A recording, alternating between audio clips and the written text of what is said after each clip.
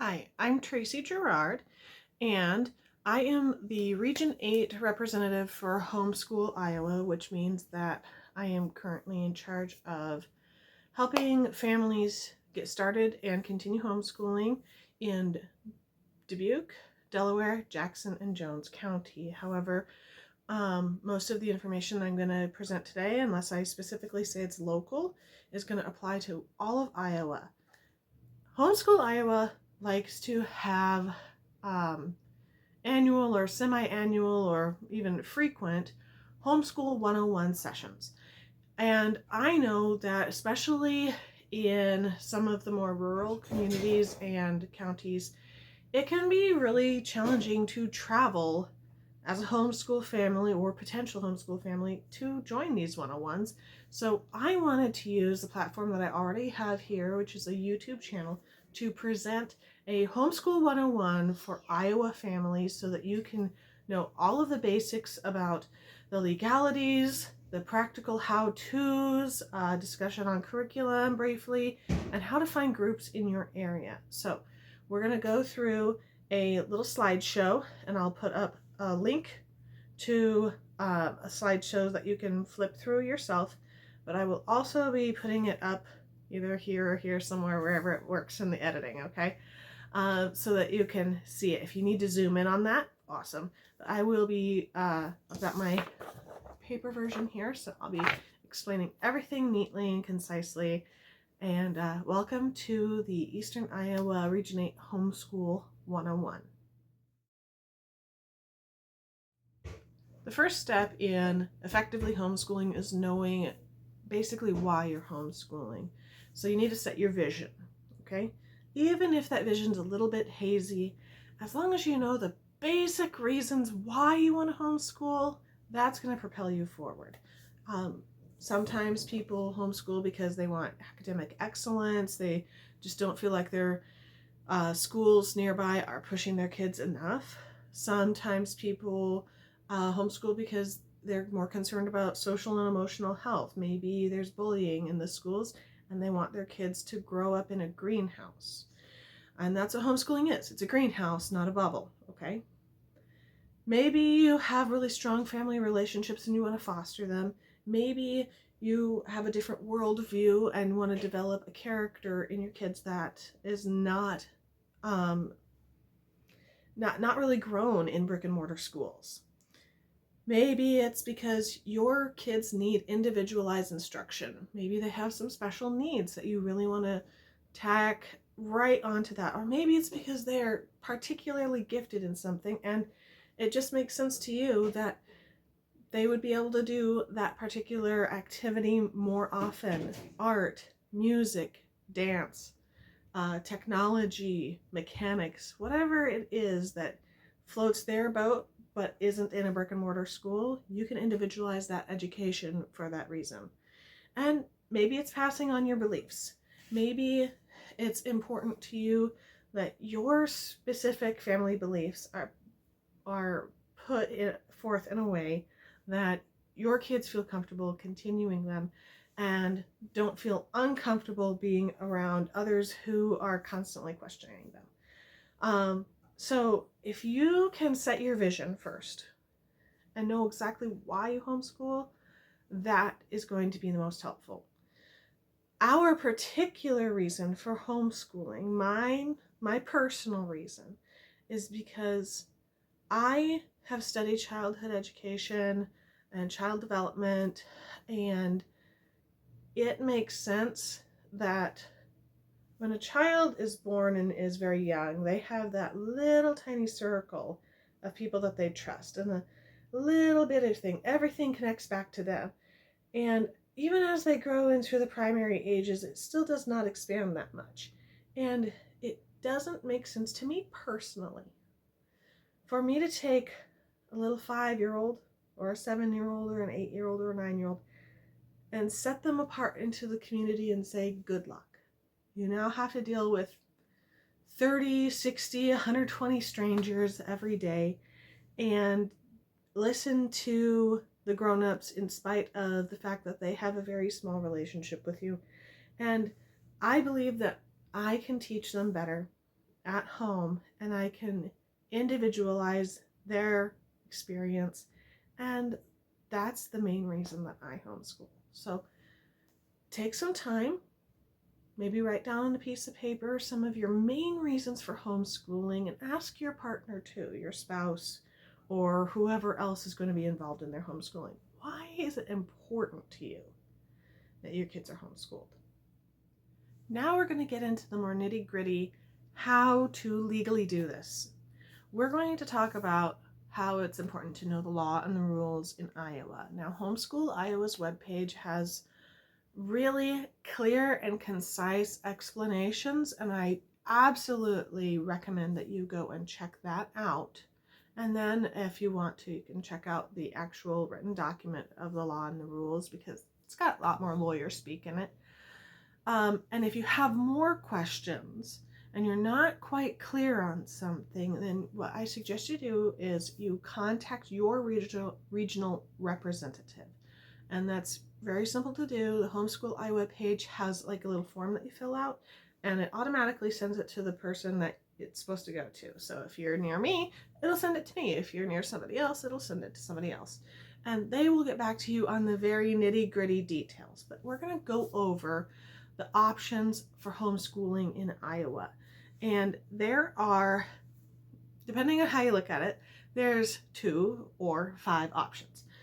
There's IPI, which is independent private instruction, and then there's CPI. CPI is competent private instruction, and even amongst that, it's split up even more. So we've got IPI, independent private instruction, CPI, opt out of reporting, and then we've got CPI, opt in, we've got CPI with a supervising teacher, and we've got CPI with an HSAP teacher, or HSAP.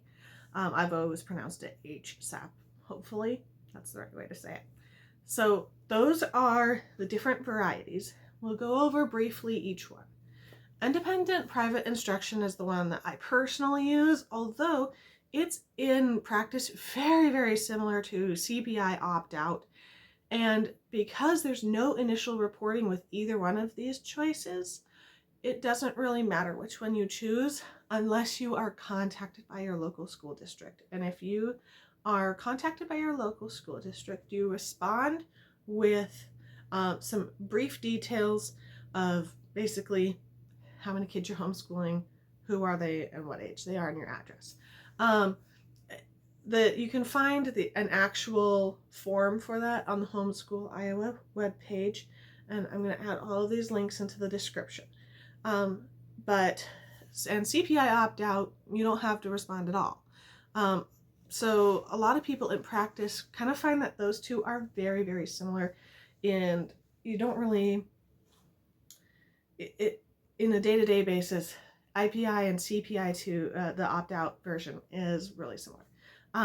The differences between them, and in order to not make a mess up, I am reading this off the page here. So the difference is IPI can instruct, not obstruct, up to 4 unrelated students, but you can't be paid for it. And under the CPI option 2 with opt-out, it doesn't say anything, so you are open to do whatever you want. Under the IPI instruction, you must provide instruction in these 5 subjects: reading, language arts, mathematics, science, and social studies. But there's no legally defined minimum number of instructional days. Under CPI option 2 with opt-out, there are no specifically required subjects and no specific number of days. Under IPI, parents are required to respond to that written request from the Iowa Department of Education or a local school district for information about the IPI programs, but CPI option 2 opt-out does not. So those are the no involvement with the school options. Now, if you need some involvement or desire some involvement with the school, then you've got other CPI options, right? You've got the CPI option where it's opt-in reporting, and that means that basically you test your kids. and you respond with those tests, and that is how they track your knowledge and education and everything like that. And it does allow for dual enrollment for classes or activities in your local public school. Okay? The next one is a CPI option 1 with a teacher that you select. A parent, if you are a certified teacher in Iowa or a certified substitute in Iowa, you can be your child's supervising teacher, which makes it easier for everybody involved. If you are not a certified teacher, then you need to find a certified teacher. Parents will often find that these certified teachers are just in the community, and they offer a stipend of their own decision, of their own deciding value. Okay, so I have to just be clear on that. Don't expect that to be free. Okay, but the dual enrollment in that school would be. You can also, if your local district has an HSAP, which is a homeschool assistance program, then you can find that you can enroll your child in that HSAP, and then they have the supervising teachers. The supervising teachers within an HSAP have to meet with your child 4 times every 45 school days, so 4 times a quarter. And the one with your own supervising teacher only have to meet twice, 1 in person and 1 can be visual or on the phone or something like that. So some other, and then again, I'm referencing my paper because I want to make sure you guys have the right information here. Those are the ones that you can dual enroll, but you are also responsible for some variety of reporting back to the local school district. So option 1, with a teacher of your choice, the teacher has to have a valid Iowa teaching license appropriate to the student's grade level. So if you have a kindergartner and they have a high school license, it's not going to work. It needs to be elementary, okay? And the teacher must meet with the parent and the student at least twice every 45 days of instruction, and 1 out of every 2 visits must be face-to-face. At least 148 days of instruction per school year and 37 days per school quarter is required. So you'll want to be taking attendance and keeping a record of that. For CPI option 1 with public school homeschool assistance program, HSAP teacher, they must be enrolled in the public school HSAP, which will assign a teacher. The teachers must meet with the parent and student at least 4 times every 45 days. And it says that 1 out of every 2 visits must be face-to-face, but it's more frequent. And I got my little Rosie down here, so you might hear her talking. Same 148 days of instruction per school year with 37 days per quarter, and HSAPs can set their own additional requirements. Yeah. For CPI option 2 with opt-in reporting, annual assessment must be completed by May 31st and the results must be filed by August 1st. Acceptable assessments are listed on the Homeschool Iowa website. It says no specified number of instructional days are required. So you have a lot of options when it comes to legally homeschooling in Iowa. Say hi. Mwah. Should we tell them about the next thing? Yeah. All right. Let's find out about learning styles and teaching styles. So one of the best parts of homeschooling is that your visual learning child is not stuck with an auditory teaching teacher. Unless that's you. In which case, sorry, you're going to have to bend and sway and learn your child's or children's specific ways of learning and then teach to them. It's kind of like the love languages. While I might be acts of service, my 9-year-old might be physical touch. I don't go and show him love by performing acts of service toward him. Instead, I go and show him love in the way that he speaks his love language, with a pat on the back, a hug, kiss on the head, or sitting close to him. So you get to find out exactly how your kids learn, which, to be honest, you already know. How did your child learn how to walk? How did your child learn how to use a spoon? Did you have to hold their hands and teach them? Were they kinetic learners? Were they visual learners where they saw it done a few times and then they just did it? Did they learn Twinkle Twinkle Little Star really, really easily? There's so many ways that kids learn, and a lot of them are combinations. So my children are mostly kinesthetic learners, which is why I use a lot of manipulatives for math, and I use puzzle pieces for learning letter shapes, things like that. We do a lot of outdoor studies, and for the first years of their primary school, we unschool. We do life school, we do fun school, game school, and they are learning life skills before reading and math skills, because those life skills for our kids add up to learning those academic skills. The next thing to consider is your approach, because even though I am going to be speaking my child's language, I'm going to be doing it with my accent. So maybe you really love a relaxed approach and unschooling is the way for you to go. I would recommend finding lots of groups online about that particular type of schooling and just observe for a while to see exactly how people go about their days. Maybe it's more of a classical thing. Maybe you love repetition and music and learning from the classics. Maybe you're totally comfortable with a workbook approach like they would do in a public school, but you want to homeschool for the social emotional reasons. In which case, there are so many traditional schooling groups and lots of different curriculum that's available. You can even purchase the exact same stuff that the kids are doing at your local public or private school and just teach it at home. There are so many different ways of presenting what you want your children to learn.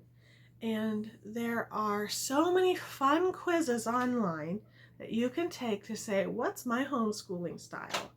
And honestly, have some fun with it. Just because it says that maybe you are a Charlotte Mason style and you think, oh, I don't know, I don't really read that much books and I'm not really into novels and things like that. Maybe I'm more of an eclectic approach. Go and talk with people that are kind of like you and see what they value in their homeschool curriculums and their style, and then you can start to narrow it down to what kind of curriculum, if any, you are going to be using. Curriculum is actually our next topic, so we're going to swing right into how to plan or pick a curriculum.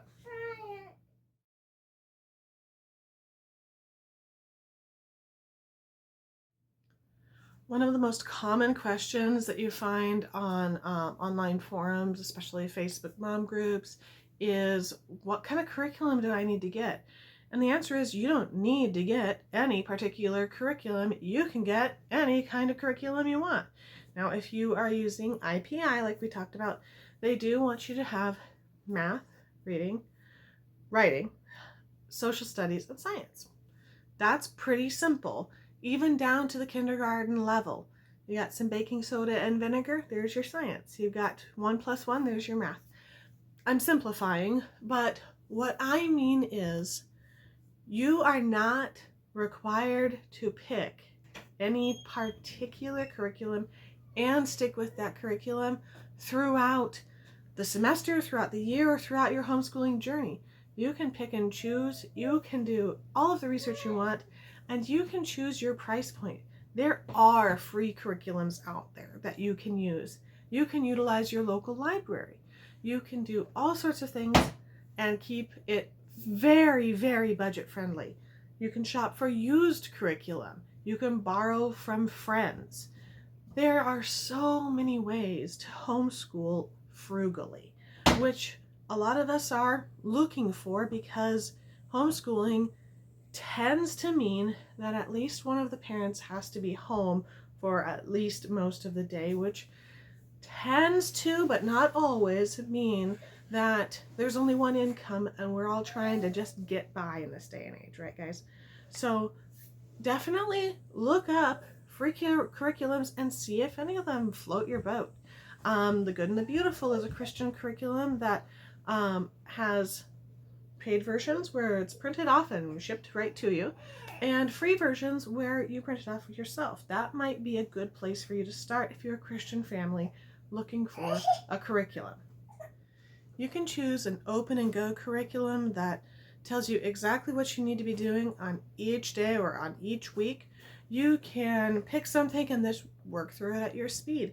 You can consider online curriculums where your child is home, they're still using the computer like they might at a public school, but they're working through probably similar standards as they would at a brick and mortar school, but it's all online at home, and you can monitor their progress and make sure that they're learning their skills and academics that they need while being safe online. So there are so many options, and what I recommend is that you go out into the wild, so to speak, and look and hold as many options as you possibly can. See if there are groups in your area, and if you contact your regional rep, we can help you find groups in your area, and just ask questions of the other families. Oh, I hear you use Catholic Heritage curriculum. Can I look through some of that? Oh, well, I hear you use the Good and the Beautiful. Can I look through that? I hear you go through a classical approach. Can you tell me more about that? Can I hold this? Can I flip through it? What kind of things do you like or not like about this? Do you test? Do you like doing the tests? Do you not like doing the tests? Talk with real people who have real experience, and that's how you're going to find a really good fit for all of your curriculum needs.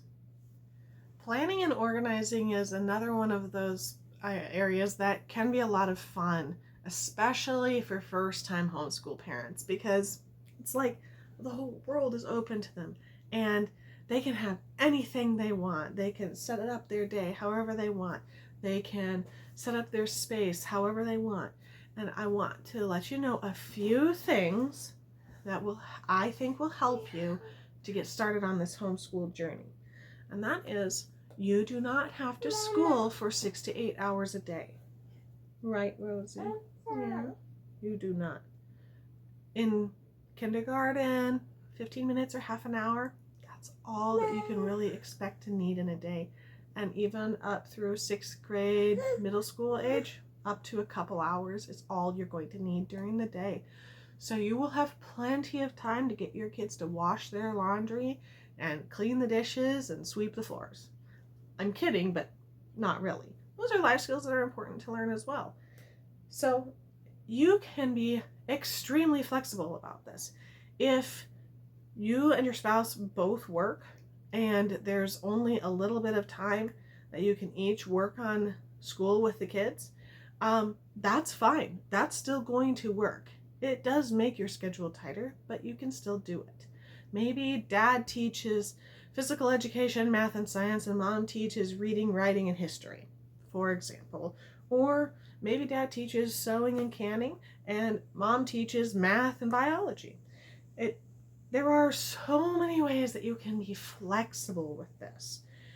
You can find co-ops in your area, which can help cover some of the bases.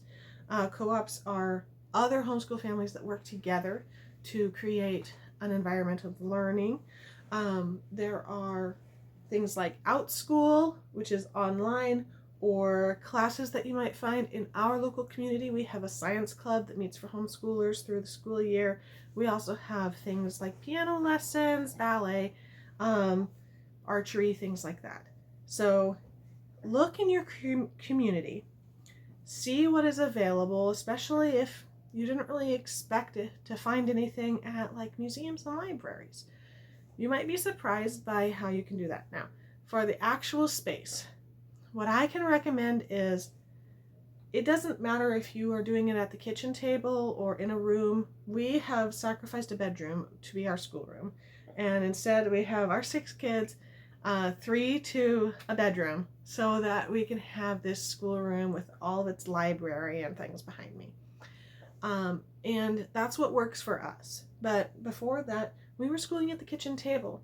We had a box for our books, and we just tried to stay organized, had our supplies. I still got a little thing right here for our pens, pencils, crayons, etc. And if you've got a little cart or something, that's really all you need. Don't go too crazy. Look on Etsy and Pinterest for decorations. There's so much available out there that you can make your spot exactly the way you want it to look.